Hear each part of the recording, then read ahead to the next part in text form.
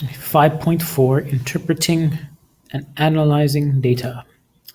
So let's consider where data comes from. What's the source of any data that we collect? Well, you can either have data that's considered primary source data, and this is data that has been collected directly, okay, directly by you, directly by the researcher. That's who collecting the data. So directly by the researcher. In a survey, an individual set of data about a single respondent is called microdata.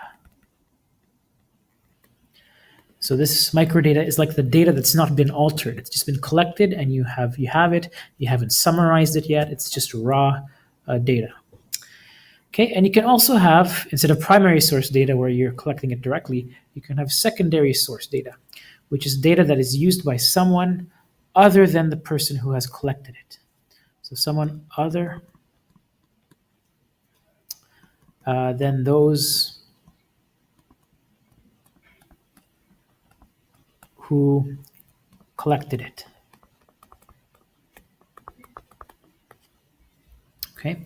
Often secondary source data has been summarized and reported as aggregate data. So pretty much all the data that you're collecting and you're researching for your ISU would be aggregate data or secondary source data. So someone has already conducted the research, someone has done the surveys and has collected the data and has given it and has posted it or published it, and you have accessed it from the database. Okay, and some of that data may not be raw data; it may just have been summarized, and that would be called aggregate data. Cross-sectional data is data that is collected which observes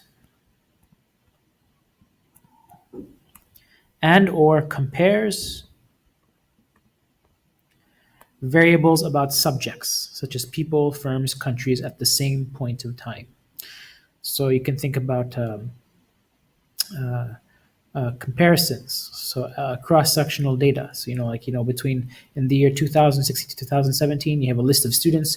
What are their marks on different courses? So you can compare their math mark, English mark, religion mark. That's cross-sectional data. So analyzing data. Tables of data are sometimes difficult to interpret, particularly when there is a lot of data or there are many variables to compare. When data are displayed in graphical form, they are often easier to analyze.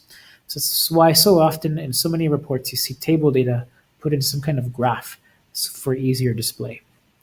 So here in this example, the following table shows cross-sectional data of average domestic airfares for 10 Canadian cities for 2010 and 2011. The data was collected by Statistics Canada using a stratified random sample. Does this table show microdata or aggregate data? Okay, so if you look at this table, this isn't raw data. This is just averages, average domestic airfare. So someone collected the raw data and found their average. So this is aggregate. This is not microdata, this is aggregate data. So aggregate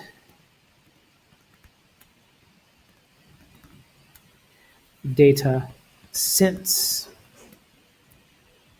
it gives averages. It doesn't have to give averages too, it could just be summarized data. Summarized data. Part B, is this table a primary or secondary source of data? Well, this is a secondary source of data. You are not the one collecting the data directly.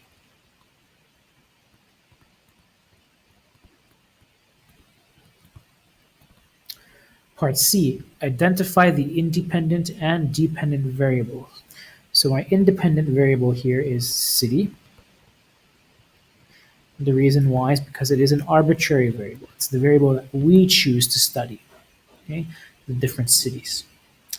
And the dependent variable will be the airfare, because the airfare changes depending on what city you're living in. So the dependent variable is the average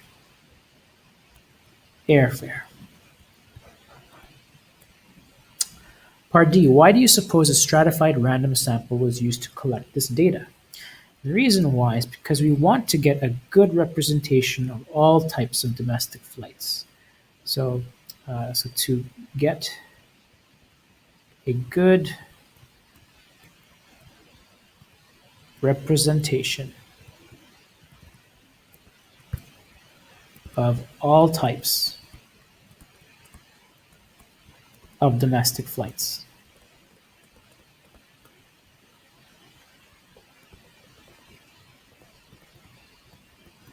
So long range,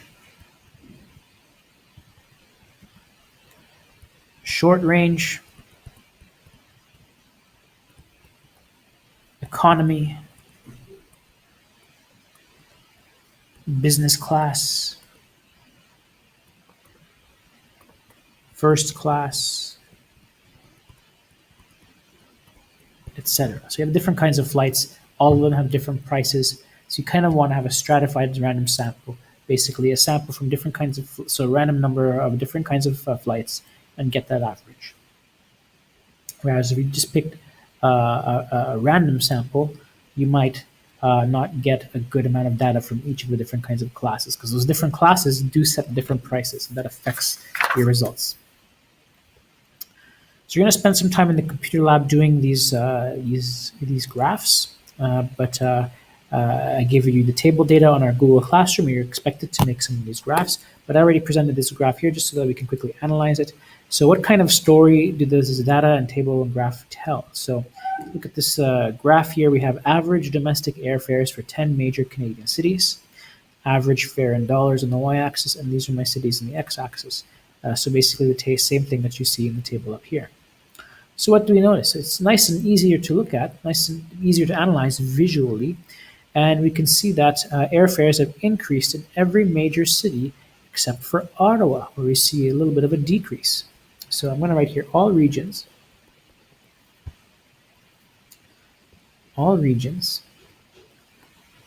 except Ottawa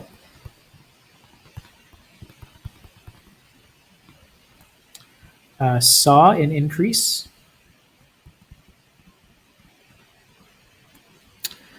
in airfares.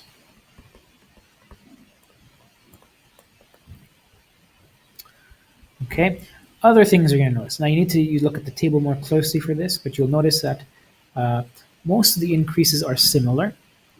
Okay, not really big, huge jumps, except for Montreal had a very tiny increase, and looks like Calgary may have had the biggest increase over here. So I can also make a note of that as well. So if you look at the table data, while Ottawa fares decreased, so while Ottawa fares decreased by 0.6%, all other regions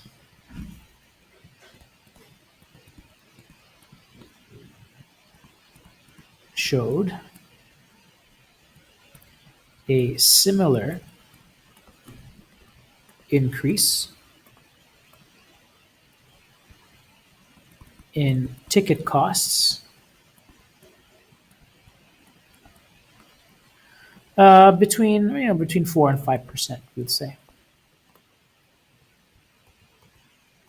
You need to look at the table data closely to get these numbers, except for Montreal. So Montreal had the smallest increase,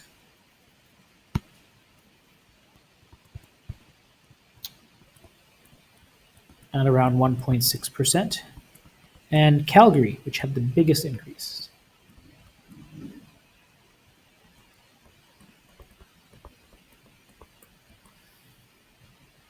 Okay, so if you were an analyst, for example, looking at fare prices all across the country, you do want to know where in the country is the smallest increases and the biggest increases, and where are they decreasing. You have to examine, that will lead you to a further investigation as to why this is taking place. Are there special tax incentives? Are there, are there less travelers? Are there more people taking? Are there less people taking first class or taking the cheaper fares? What's going on, right? So this is why studying data is very important. Example 2, suppose you conducted an experiment dropping a ball from various heights and measuring the height of the bounce. The table shows the results. So we have drop height here on the left and the bounce height. So after the ball hits the ground, it will bounce back up to a certain height. Is this primary source data? So if it was you conducting the experiment, then yes, this would be primary source data.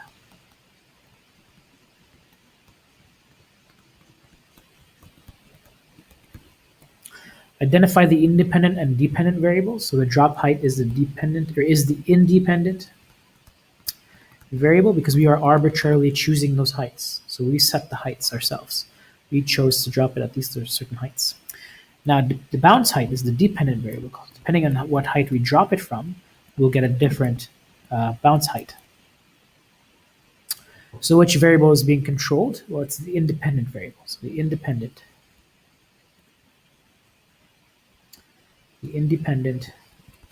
is always the control variable.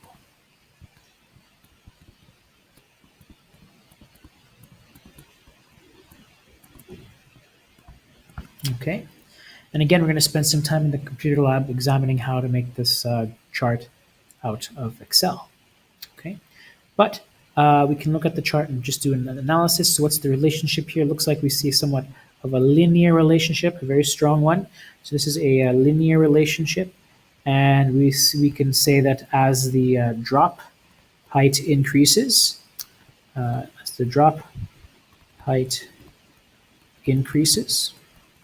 so does the bounce height. So the bounce height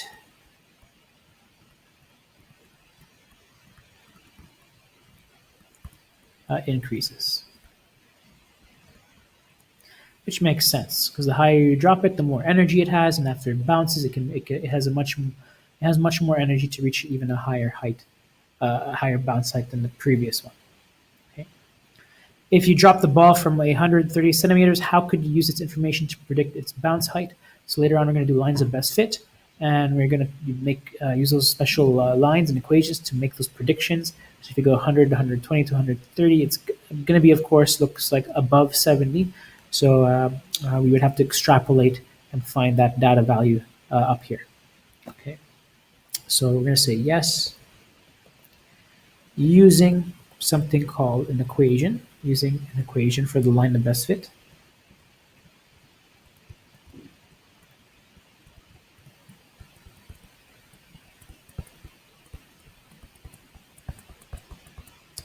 You could extrapolate the bounce height. And many of you have done already lines of best fits. If you've taken grade 9 academic math, we've taught them back in that course. So you may remember how to do that. But if not, we'll review how we do that again in this course. And that's it.